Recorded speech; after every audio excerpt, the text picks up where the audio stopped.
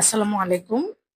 যারা Croatia visit visa নিয়ে জানতে চাচ্ছিলেন তাদের জন্য একটা সুখবর আছে।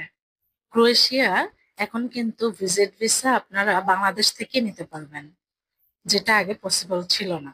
এখন কিন্তু বাংলাদেশের ভিএফএস গ্লোবালের মাধ্যমেই আপনি ক্রোয়েশিয়ার ভিজিট ভিসা পেয়ে যাবেন খুব ইজিলি। আর ক্রোয়েশিয়ার ভিজিট ভিসার জন্য আপনাদের সবচেয়ে ইম্পর্টেন্ট একটা কোশ্চেন থাকে, সেটা হচ্ছে যে আমরা কি কি ডকুমেন্ট সাবমিট করব, কিভাবে করব।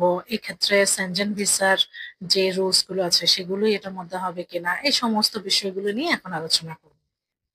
আমি সীমা বলছি, ভিএস ইমিগ্রেশনে সবাইকে স্বাগত। আচ্ছা, ফার্স্টে আসি যে আমাদের হচ্ছে ডকুমেন্ট গুলো আমরা কিভাবে প্রিপেয়ার করব। আমাদের সেনজেন ভিসার যে ডকুমেন্টস গুলো লাগে হুবহু সেম ডকুমেন্টস গুলো এক্ষেত্রে লাগবে, এবং যেহেতু এটাও একটা সেনজেন ভুক্ত কান্ট্রি, সুতরাং সেনজেনের ভিসা এটার জন্যই আপনার অ্যাপ্লাই করা যাবে।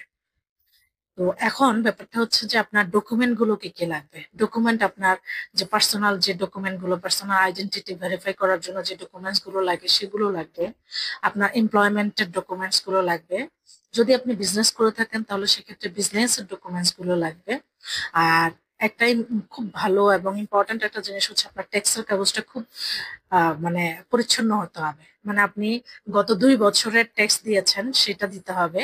যেমন অন্যান্য কান্ট্রির ক্ষেত্রে, এই ক্ষেত্রে আমরা বলি যে ক্রোয়েশিয়ার ক্ষেত্রে কিন্তু গত 3 বছরের ট্যাক্স রিটার্নটা জমা দিলে খুব ভালো হয়। আর আপনার লাস্ট 6 মান্থের আপনার ব্যাংক স্টেটমেন্ট আপনি জমা দিবেন। আর যদি বিজনেস করে থাকেন তাহলে অবশ্যই একটা কারেন্ট অ্যাকাউন্ট আপনার রাখবেন। সেই কারেন্ট অ্যাকাউন্টের স্টেটমেন্টটা আপনারা জমা দিবেন লাস্ট 6 মান্থের। আর আপনার যদি কোথাও কোনো ইন্স্যুরেন্স কেনা থাকে, পলিসি করা থাকে, তারপরে আপনার কোনো একটা শেয়ার মার্কেটে আপনার ইনভেস্টমেন্ট আছে, আপনার অন্য কোথাও ইনভেস্টমেন্ট আছে, সেই সব কিছুই কিন্তু আপনারা এখানে শো করবেন।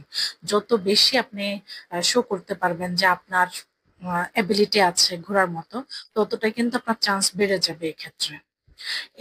আর আপনাদের যদি কারো ট্রাভেল হিস্ট্রি থাকে আগে, তাহলে সেগুলো আপনারা যে যে জায়গার ভিসাগুলো আপনার লেগেছে সেই ভিসার সিল সাইন যেগুলো পড়েছে সেই পেজগুলো ভিসার আপনারা হচ্ছে জমা দেবেন এখানে কালার ফটোকপি। অনেকেই দেখা যায় সাদা কালো ফটোকপি করেন, সাদা কালো দিবেন না, কালার ফটোকপি দিবেন আপনারা। এটা গেল আমাদের ডকুমেন্টের ক্ষেত্রে। আর আপনার ম্যারেজ সার্টিফিকেটটা কিন্তু অবশ্যই জমা দিতে হবে যদি আপনি বিবাহিত হন। আর আপনারা হচ্ছে অনেক সময় দেখবেন যে আপনাদের ক্রেডিট কার্ড লিমিট করা থাকে।